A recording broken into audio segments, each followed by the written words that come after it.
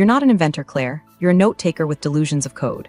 That's what Darren hissed at me, in front of the entire damn department, after I dared to suggest a workaround to his bloated cloud redundancy plan. The man with a Bluetooth headset permanently welded to his ear, and an ego large enough to need its own parking spot, had just erased 6 months of my life with one sneer and a coffee-scented exhale.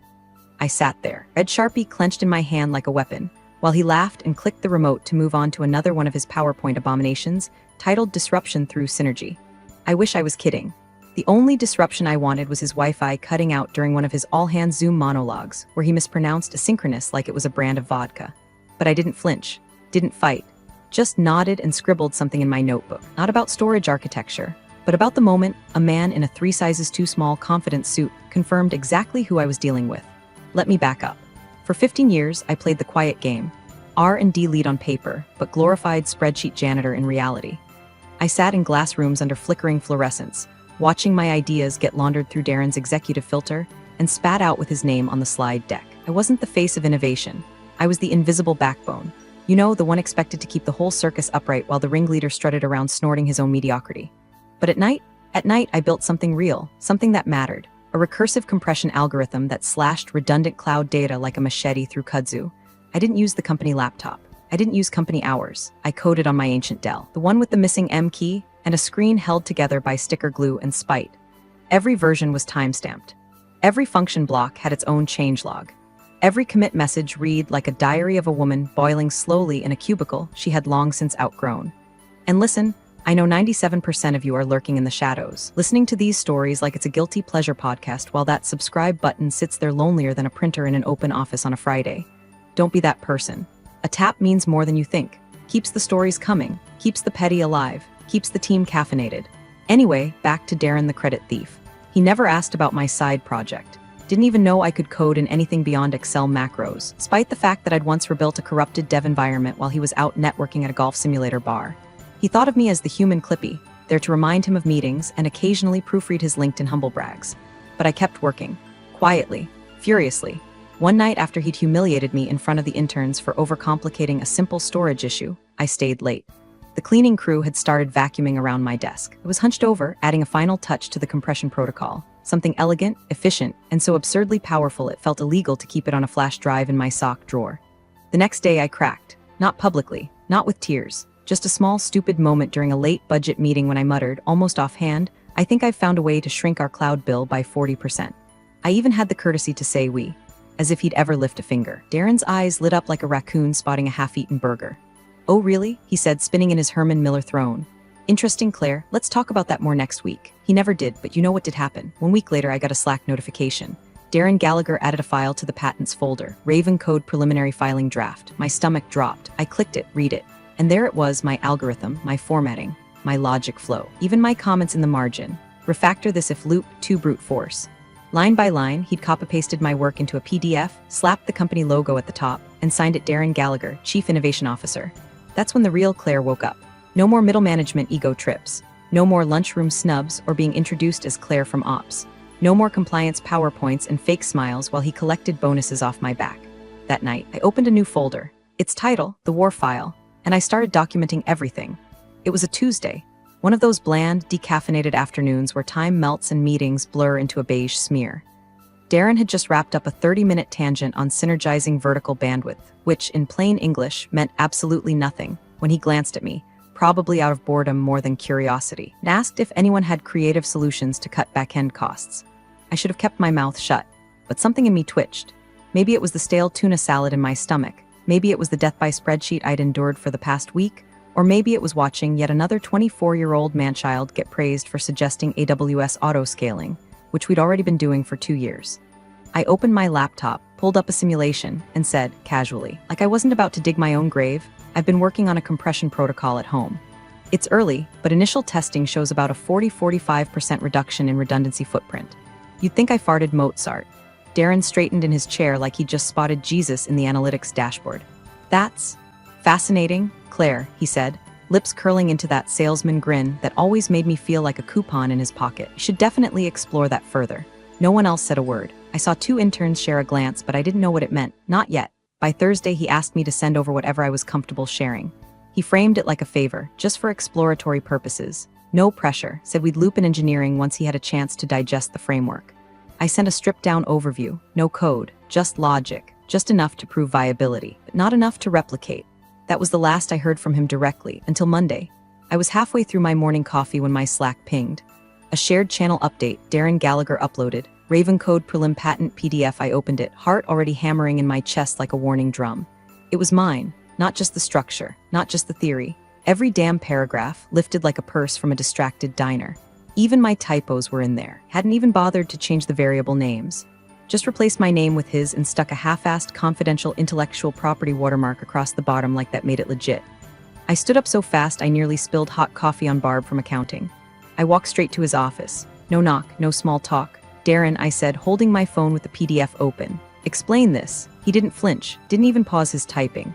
Oh, that, yeah. We're just locking in provisional coverage while we explore partnerships. You know how these things move fast. Don't worry, Claire. It's all company property anyway. I laughed. One of those dark little chuckles you let out when you finally realize the monster isn't in your head, it's in the next cubicle. I built that outside office hours, I said, on my own machine, on my own time.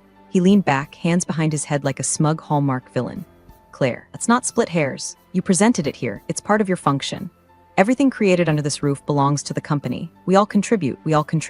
That's rich, coming from a man whose greatest contribution was inventing new ways to delegate blame. I didn't scream, didn't throw his stapler through the window like my reptile brain wanted. I walked out, back straight, and sat at my desk like nothing happened. But something had. Humiliation came later, sitting in my car in the parking garage, staring at my steering wheel like it had answers. 15 years and I still believed merit counted. That if you worked hard enough, documented well enough, you'd be protected. I started crying, not loud. Just a slow leak down the side of my face while the defrost blasted away the fog on my windshield. And then I did what women like me always do. I wiped my face, pulled out a pen, made a checklist. Screenshot the Slack message, download PDF with timestamp, compile every version of the algorithm into an archive, email myself, the metadata trail, start contacting attorneys that night.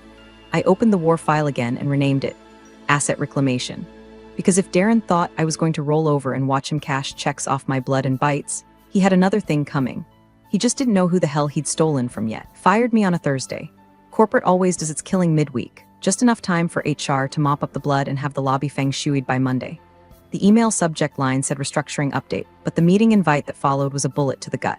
10:30 a.m., conference room D. No coffee, no bagels, just Darren and a junior HR rep who looked like she was auditioning for The Handmaid's Tale, Silicon Valley edition. He opened with a sigh like he was the one being let go. Claire, this is hard for all of us. You've been an important part of the team, but given shifting priorities and budget realignment translation, you caught me stealing, and now I need to erase the evidence before it testifies. I didn't say a word, just stared at the potted fern in the corner that had been dying since Q2 of last year, like it knew what this building did to people. By 11:15, my badge was dead. I found out when I tried to use the bathroom, and the sensor blinked red like a traffic stop for the soul. By noon, my email was wiped, my Slack account deactivated, and my desk already occupied by a plant that hadn't even been watered yet. My resignation from reality was efficient, merciless in its velocity. No exit interview, no severance, no security escort, just silence and a final email from HR saying they wished me the best in my future endeavors. And you know what the cherry on top was? The file I named Asset Reclamation had vanished from my desktop. Good thing I kept backups everywhere. I sat in my car again, same damn parking garage, gripping the steering wheel until my knuckles turned bone white. But this time, no tears, just a pulse in my neck that throbbed like a war drum. Fear had left the building. Fire had moved in. It was around 4 p.m. when my phone buzzed. Devnate, hey, don't say I told you, but Darren demoed your Raven Code thing today to GenX Soft. Framed it as his Skunkworks pet project. Client was impressed, thought you'd want to know, that was the match. He wasn't just stealing from me, he was monetizing it, selling my code as his innovation to external partners. That wasn't just theft. That was IP fraud wrapped in a PowerPoint with a fake smile and stock photo graphics. And I knew then, if I didn't stop him, he'd bury every piece of my work beneath his legacy like bones under a manicured lawn. So I went hunting, dug through my ancient Gmail archive until I found her. Madison Clark, patent attorney. I'd met her 2 years ago at a Women in Tech mixer I almost skipped because I'd worked late cleaning up Darren's API disaster. She was sharp, sarcastic, and had business cards made of titanium, literally. The kind of woman who could sue a bro into a whisper. I called, she picked up, I told her everything. By the end of my story, she paused and said, Claire, you kept all this? Timestamps, backups, chat logs, everything, I said. There was another pause, then a slow exhale. Good, let's burn him to the damn ground. 3 weeks later, the paperwork was in. not a blog post, not a whisper. Formal patent application, filed under my name, with full documentation. Architecture drafts, version histories, annotated screenshots, email logs with timestamps down to the damn millisecond. Madison made sure it looked like a legal sledgehammer wrapped in velvet. She even had a paralegal design a timeline infographic that would make DARPA weep. No ambiguity. No room for Darren's spin. I remember hitting submit on the USPTO portal while sitting at my kitchen table in a hoodie that smelled like 3-day-old fear, sweat, and burnt coffee. My heart was doing Morse code in my ribs. I half expected a SWAT team to kick in the window and confiscate my laptop. Instead, it was quiet, clean, final. Then came the pushback. A letter, printed, embossed. So smug it practically smelled like cigar smoke and cologne marketed as authority. Cease and desist Darren's firm, through their corporate legal goons, claimed I had willfully stolen company intellectual property. That all versions, drafts, and derivative works of Raven code were conceptualized and created under the employment umbrella of Omega Tech Inc., and as such, were wholly owned by them. They even included screenshots from Slack, where I'd casually mentioned testing a compression protocol, as evidence that the work had been shared in a collaborative workplace environment. They called it constructive contribution via employer resources. I called it bullshit with citations. Madison didn't flinch. She poured herself a Diet Coke, skimmed the letter like it was a poorly written breakup text, and pulled out my employment contract from her color-coded binder of legal doom. Clause 11, subsection C, employee-created materials produced using non-company resources, outside documented work hours, and unrelated to assigned deliverables shall not be deemed proprietary to Omega Tech Inc. Translation: it ain't yours, Darren. Not by a damn bite. We responded within 24 hours. Included with the response was, Git commit logs showing midnight build activity, a photo of the rusty Dell I used. Serial number etched in metadata showing location of each version's safe path. C. Users Claire documents Raven backup a signed Slack transcript where Darren told me to stop working on side stuff during office hours from 2 years ago. Madison's email subject line was simply, your move. The next week was war in slow motion. Emails came in daily. Threats disguised as concern. We want to resolve this amicably. Read, we didn't think she'd fight back. Read, we underestimated her. Meanwhile, I barely slept. Every ring of the phone felt like a trapdoor opening beneath my feet. Every browser refresh of the USPTO site made my stomach somersault. But underneath the cortisol cocktail was something else. Something alive. I was scared, yes. But I wasn't silent, not anymore. This wasn't about just a line of code. This was about all the times I was told to let it go. All the stolen credit. All the passive-aggressive meeting invites. All the Claire, can you take notes? While I quietly rewrote backend functions in real time. For once, I wasn't cleaning up the mess. I was drawing the line, and Darren, he just stepped over it with both loafers.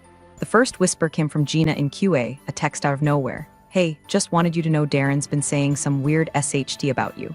Like, you snapped or something. I hadn't spoken to Gina since the Christmas party, where I accidentally spilled spiked cider on her off-brand Uggs. If she was reaching out, something was up. 2 hours later, a former coworker forwarded me an internal memo Darren had circulated. Subject line, in case of external inquiries regarding Claire B. It described me as a disgruntled former employee exhibiting erratic behavior following termination, and cautioned employees to redirect press or legal inquiries to corporate counsel to avoid reputational exposure. Reputational exposure? The man literally stole a patent. But sure, I'm the fire hazard.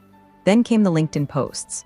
Not from Darren himself, he was too slippery for that, but from a burner profile posing as an industry consultant praising Omega Tech's new cutting-edge compression initiative, while casually dropping that some early collaborators lacked the professional maturity to stay on board. The comments section read like a country club smear campaign. Sad how some people confuse collaboration with ownership. Saw this kind of entitlement during the AI boom too. Women in tech really need thicker skin. Madison read it all deadpan. She'd seen this playbook before. She sent out cease and desist letters so sharp they could have doubled as dental tools. One by one, the ghost account started vanishing. Darren's digital mudslide slowed, but the damage lingered like a bad Yelp review you can't delete. That's when I called in my ace, Lena Riksek, investigative reporter, digital scalpel in human form. I'd met her years ago at a tech ethics roundtable I was forced to attend instead of finishing a prototype Darren later claimed credit for. Lena had been building a series on gendered IP theft in tech, think Whisper networks, NDA chokeholds, and credit laundering at scale. When I told her what was happening, she said 4 words that nearly made me cry. You're not alone, Claire. We met in the back booth of a bookstore cafe where old routers hung from the ceiling as art. I handed her the dossier, Slack messages, memos, legal letters, metadata logs, and Darren's memetic trail of plagiarism. She listened. She took notes. She said almost nothing, but I could see the voltage building behind her eyes. 2 weeks later, the piece dropped quietly. No front page, no viral hashtags, just a calm, brutal article titled, The Invisible Inventor, What Happens When Innovation Has a Face HR Doesn't Like. It didn't name Darren, it didn't have to. Anyone who'd been in that orbit recognized the pattern. I was Claire B., the woman who built something extraordinary and got fired for daring to own it. Article lit up corners of the internet Darren couldn't touch. Private Slack groups, women in tech forums, patent law Reddit. My inbox overflowed with strangers telling me their own versions of the same story, how their CTOs took the credit, how HR erased their names from grant proposals, how they'd built empires only to be told they were lucky to be invited inside. I felt exposed, yes. Every shadow in my apartment felt like it was watching me. Every unfamiliar number on my phone sent a jolt down my spine. But I also felt something I hadn't in months, vindicated. For the first time, my name was in the spotlight, and not because Darren dragged it there like roadkill. I wasn't some postscript in a corporate obituary. I was the headline, and the man who once told me I was support staff with a good attitude, he was now just a ghost hiding behind burner accounts and bad PR. Funny how quiet it gets when the lies stop echoing. Federal Court, Room 602, the kind of place that smells like recycled air, old legal pads, and generational disappointment. I sat behind the plaintiff's table, flanked by Madison and a junior associate who looked like she could bench press Darren's ego. My palms were ice. My spine was steel. I had spent years shrinking into boardroom chairs and smiling through theft, but not today. Darren strutted in like it was opening night on Broadway. Pinstripe suit, slicked back hair, fake humility glued to his face. He shook hands with his attorneys like they were war buddies returning from a righteous crusade. I didn't look at him, didn't need to. I could smell the aftershave and desperation from 6 feet away. The lawsuit was simple on paper. Omega Tech Inc. v. Claire B. Allegation. Misappropriation of proprietary intellectual property. Developed on company time, using company assets, and therefore the rightful property of Omega Tech and its officer of record, Darren Gallagher. Simple if you ignored reality. Darren's side tried to paint a pretty picture. Claire was a disgruntled employee who, in her emotional distress, misunderstood the nature of collaborative innovation, his lawyer said, with all the sincerity of a wax museum docent. It presented screenshots of Slack messages where I'd mentioned pushing a prototype live and highlighted timestamps that they claimed overlapped with working hours. What they didn't know, we'd come armed like digital snipers. Madison called our first witness, an expert in digital forensics who, with the dry confidence of someone who testified in 3 cybercrime cases that month, broke down every commit log and server ping from my personal laptop. Line by line. He showed code development between 9 p.m. and 3 a.m. Every file saved to external drives with traceable serial numbers, IP logs that confirmed I was working from my own apartment. Not the office metadata from my Dell's OS showing 0 company software. Installed then came the receipts. Photos of my beat-up laptop with a coffee-stained keyboard, screenshots of my local test environments, and even my Uber Eats order history showing 1 a.m. pad thai deliveries on coding nights. Madison made a show of it. Miss Bennett, she said to me during direct examination, can you confirm if any part of this project was ever created, edited, or stored on Omega Tech hardware? No, I said, clear, loud, it never touched their network. That's when the cracks started to show.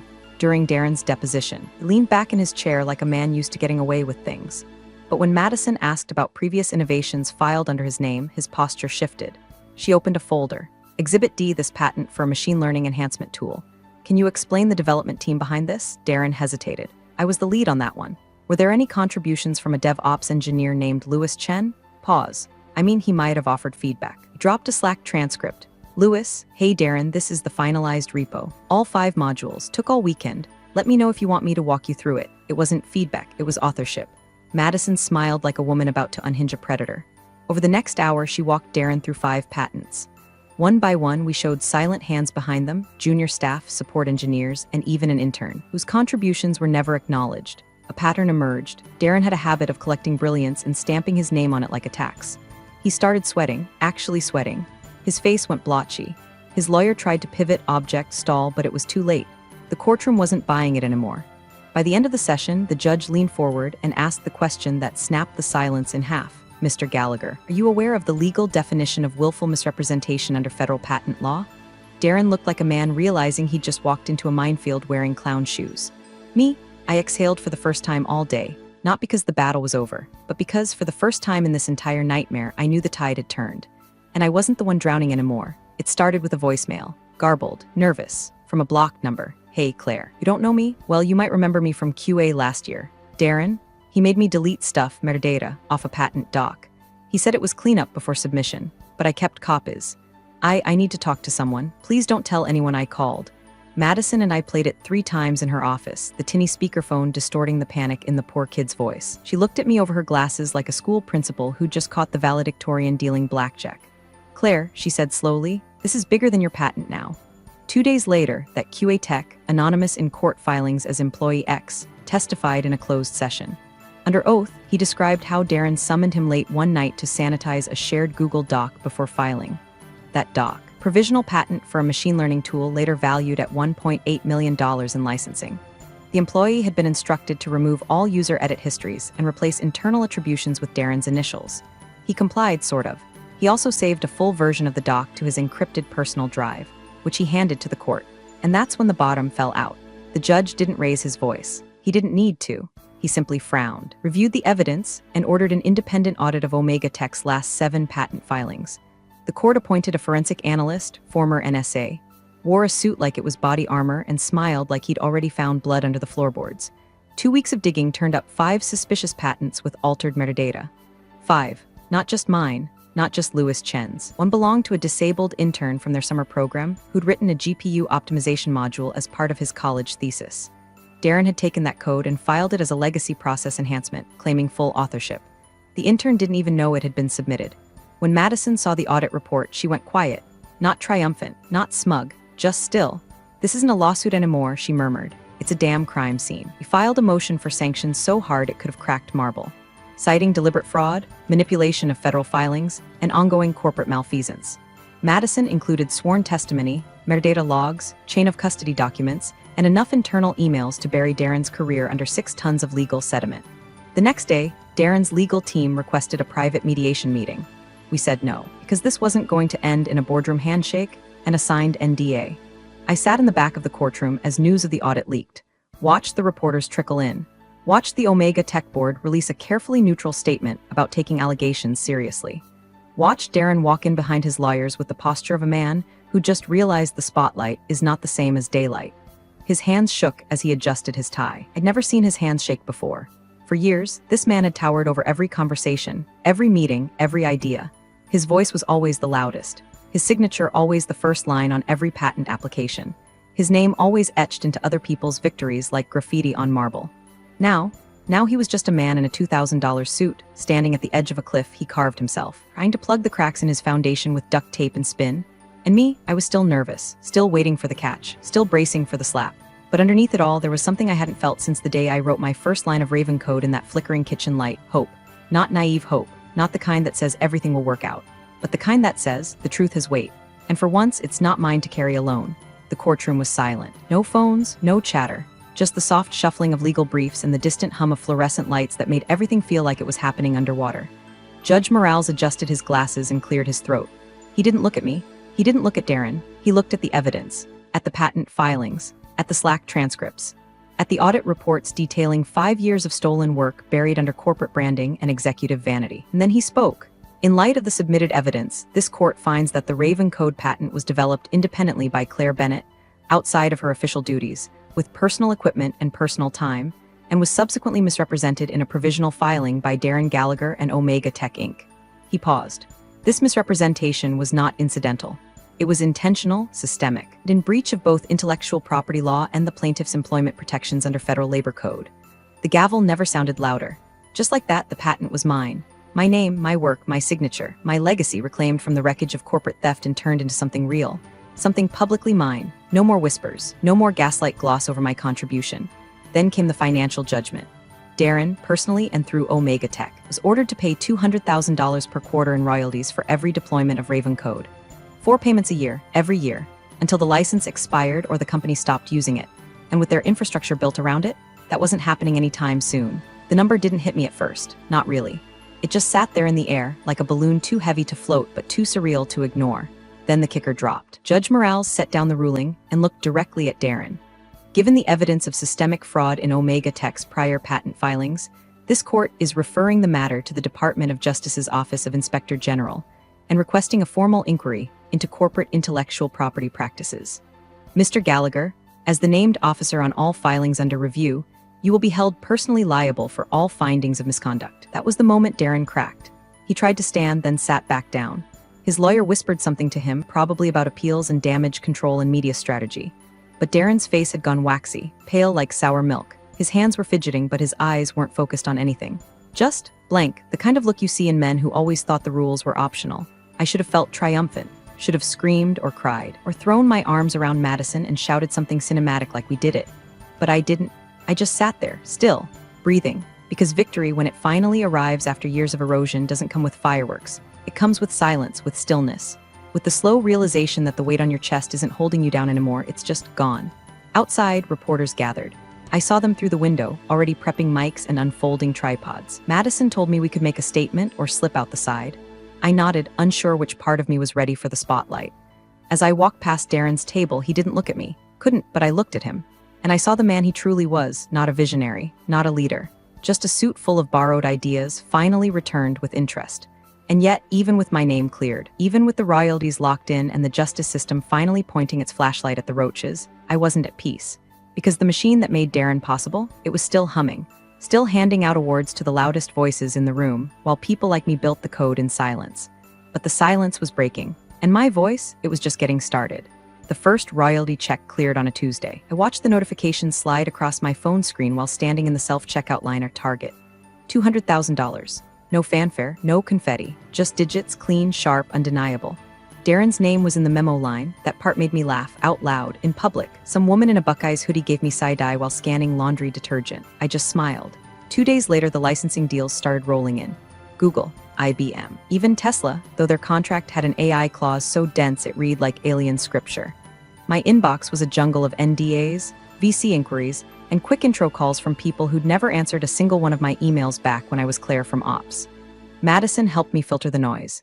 We inked 3 deals, non-exclusive, high margin, tight IP control. I kept the license fees generous enough to attract the sharks, but tight enough to remind them, this isn't a buffet, this is mine. My name was on the patent, my name was in the press. My name was on the damn checks, and Darren vanished. Not just from LinkedIn, where his account deactivated for maintenance a week after the ruling.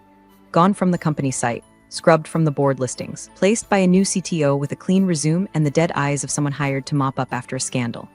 I got a bottle of champagne in the mail from Louis Chen. No note, just a post-it that read, "You earned this." P.S. Darren blocked me on Venmo.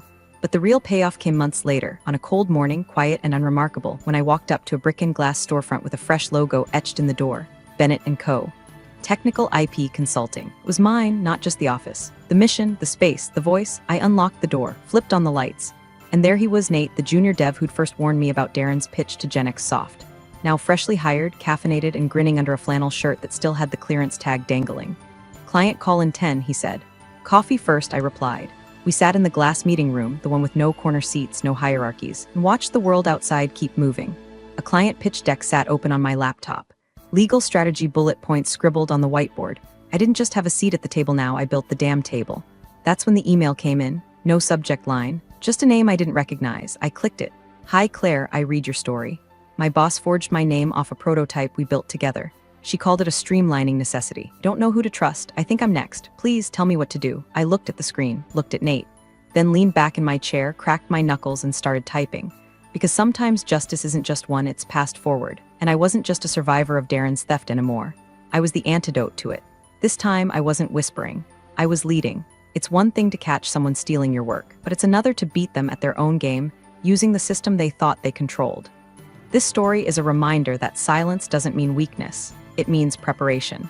Sometimes, the best revenge is letting your name be the one carved into the legacy they tried to steal. You're the real MVPs of the office jungle. Thanks for watching.